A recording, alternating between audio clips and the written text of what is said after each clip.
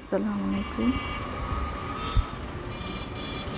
বিকেলে বাসা নিয়েছি নামলাম, একটু স্বপ্নতে যাব, তাই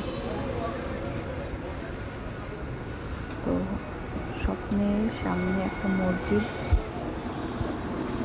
এটা ছিল আল হাদিস সম্ভবত, আমি ঠিক সেও জানি না, তবে শুনলাম সেটাই।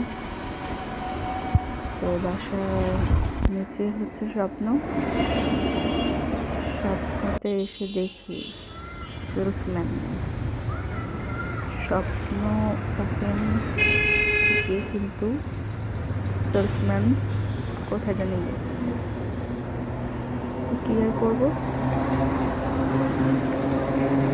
বাইরে দাঁড়ায় ওয়েট করতেছি।